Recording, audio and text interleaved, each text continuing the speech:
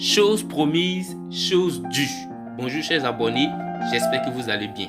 Comme annoncé précédemment, ce présent contenu traite la question suivante. Comment gérer son temps? Avant même de rentrer dans le vif du sujet, vous devez savoir que le temps, c'est la première ressource que Dieu nous a donnée à nous tous. Voilà pourquoi, que tu sois noir, que tu sois blanc, que tu sois africain, américain, que tu sois vieux ou jeune, nous disposons tous de 24 heures par jour.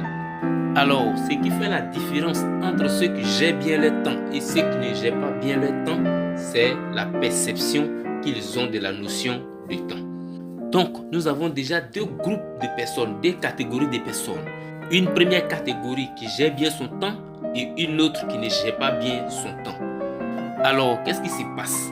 Ceux qui gèrent mal le temps pensent que le temps est une ressource gratuite et donc ils la négligent. Par contre, l'autre catégorie de personnes, ceux qui gèrent bien le temps, ils trouvent que le temps est une ressource rare et donc il faut bien le gérer.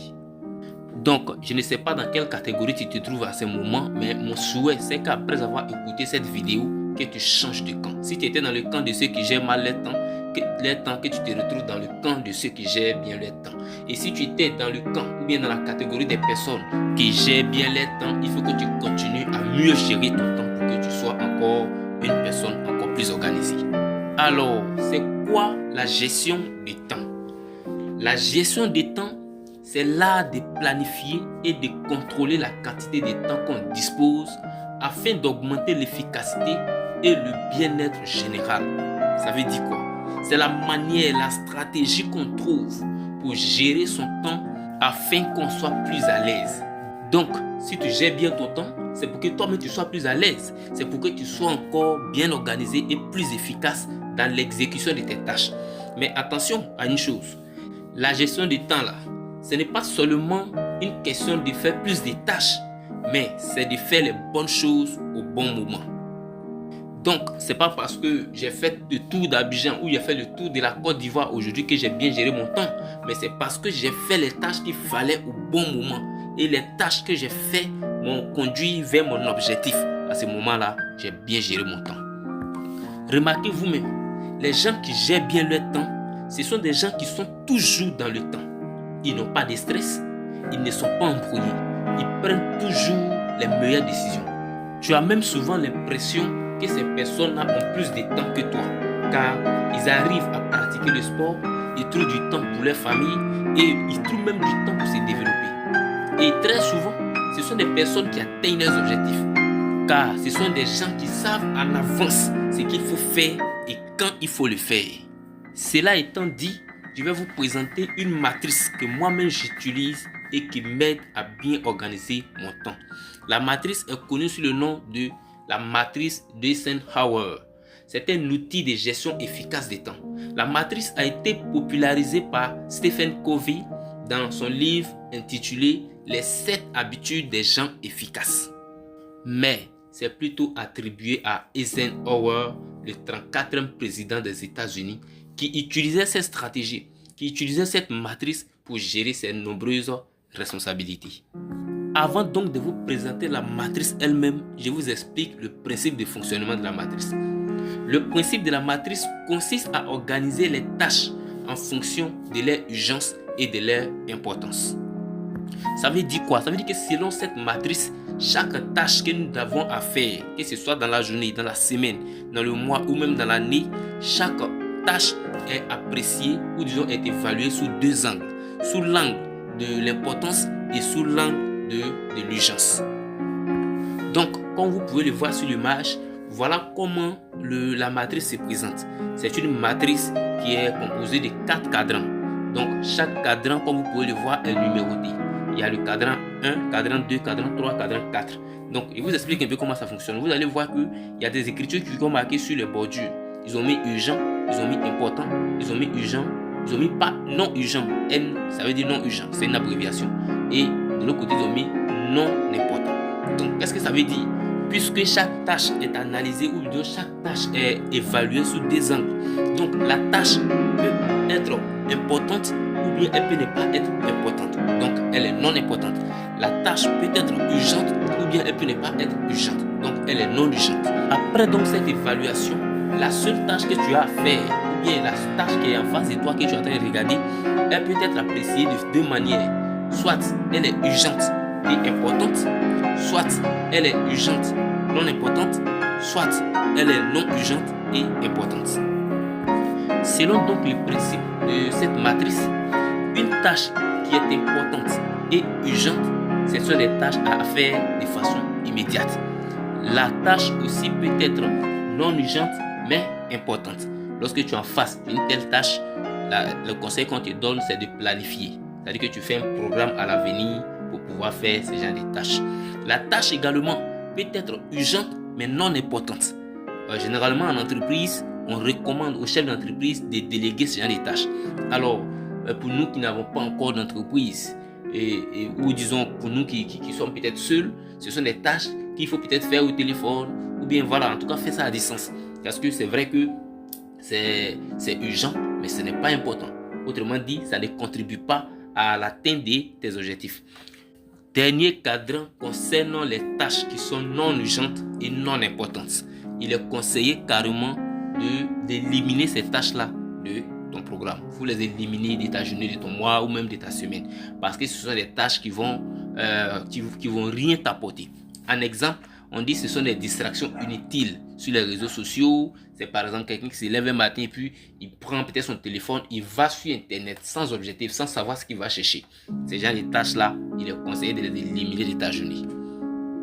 Donc, pour parfaire votre compréhension, on va présenter la matrice de Eisenhower d'un élève de terminale qui est à 2 mois de son examen. Comment s'organiser avec la matrice pour qu'il puisse atteindre son objectif. Je rappelle que son objectif, c'est le bac. Donc, on va lister déjà ces tâches parce que tout commence par lister ces tâches. Donc, on va de façon terre à terre, comme un exemple, on va prendre seulement 4 tâches. Donc, il est conseillé d'abord d'écrire toutes les tâches que vous avez, voilà, peut-être sur un bout de papier, les tâches que vous avez fait dans la journée, les tâches que vous avez fait dans le mois, dans la semaine. Si tu décides de t'organiser par jour, ce sont les tâches de la journée. Si tu décides de t'organiser par semaine, ce sont les tâches de la semaine et ainsi de suite. Donc, voici les différentes tâches qu'on va citer pour notre élève de terminale. Il doit peut-être faire un emploi du temps du travail, puisque son examen c'est dans 2 mois. Première tâche, un emploi du temps de travail. Deuxième tâche, préparer ses effets pour la composition. Deuxième tâche, aller à la cérémonie de mariage de son aîné, son grand frère. Quatrième tâche, aller au bar avec ses amis. Donc, après avoir listé les différentes tâches qu'on a fait dans la journée ou dans le mois, le deuxième élément que nous devons faire, c'est l'évaluation des tâches. L'évaluation consiste à savoir si la tâche est importante ou bien si elle est urgente. Donc, dans le cas de notre exemple ici, notre élève de terminale qui prépare son examen, qui doit composer dans 2 mois, on va prendre son cas. Mais il faut que, quand on dit que la tâche est importante, qu'est-ce que ça veut dire? Quand on dit que la tâche est urgente, qu'est-ce que ça veut dire? Excusez-moi, on dit qu'une tâche est urgente lorsque cette tâche-là a une date limite. On dit qu'une tâche est importante lorsque cette tâche-là contribue à l'atteinte de nos objectifs, que ce soit à long terme comme à court terme. Donc, dans le cas de notre ami ici, quand on essaye d'évaluer, on prend par exemple le fait de faire un emploi du temps de travail. Je pense que, selon mon analyse, je pense que ça c'est une tâche qu'il doit faire de façon, c'est une tâche importante et c'est une tâche urgente parce qu'il doit travailler rapidement pour pouvoir préparer son examen qui est dans 2 mois. L'autre tâche, c'est lui peut-être d'aller au mariage de son aîné. Je pense que dans le moment où il est là, c'est vrai qu'aller au mariage de son aîné c'est important, mais à ce moment-là, c'est pas important. Donc, c'est urgent parce que la date du mariage est déjà fixée, mais c'est pas important parce que son absence même ne va rien enlever au mariage. D'ailleurs, même il peut appeler pour peut-être saluer son grand frère et autres. Donc, pour moi, ça c'est une tâche urgente, mais elle n'est pas importante. L'autre tâche, peut-être préparer ses effets pour aller à la composition. Ça, c'est une tâche peut-être importante, mais qui n'est pas urgente. Voilà, c'est important de préparer ses effets. Il ne faut pas que tu oublies tes bics à la maison et tout ça, mais ce n'est pas urgent. Il peut planifier, c'est le petit bon, peut-être à telle date de l'événement, je vais préparer mes effets. Il n'est pas que j'oublie des choses. Ça, c'est bon. Maintenant, la dernière tâche, c'est aller au bar avec ses amis. voilà, vous êtes d'accord avec moi que pour quelqu'un qui est en train de préparer son examen, aller au bar avec ses amis, c'est une tâche, c'est carrément à retirer de son programme. Donc, c'est une tâche non importante et non urgente. Donc, je vous présente la matrice avec les tâches de notre élève pour que vous sachiez comment est-ce qu'on positionne. Parce que quand tu finis d'évaluer toutes les tâches, il faut maintenant les ranger dans le tableau, chacun dans le cadran approprié pour que tu saches quelle tâche il faut faire maintenant, quelle tâche il faut planifier, quelle tâche il faut déléguer, quelle tâche il faut faire à distance ou bien quelle tâche il faut carrément retirer de ton programme. Donc, voilà un peu, comme vous pouvez le voir, voilà comment se présente la matrice de notre élève de terminale. Donc, j'espère que vous êtes resté jusqu'à maintenant. J'espère que vous avez bien compris. Si vous n'avez pas compris, vous pouvez à tout moment me poser des questions, soit dans les commentaires ou bien par n'importe quel moyen. Vous pouvez poser des questions pour qu'on puisse mieux comprendre ensemble. Parce que comme je disais depuis l'entrée, mon objectif c'est qu'après cette vidéo, que tu changes de camp. Si tu étais dans les camps de ceux qui négligeaient le temps, il faut que tu commences à apprécier le temps à sa juste valeur. Donc, c'est vraiment un plaisir de toujours partager des choses avec vous. Merci du temps que vous avez accordé. Merci pour les likes, merci pour les partages. Merci également de faire des commentaires, de nous dire ce que vous pensez, ce qu'on doit améliorer, voilà vos impressions. Et à très bientôt pour une prochaine vidéo.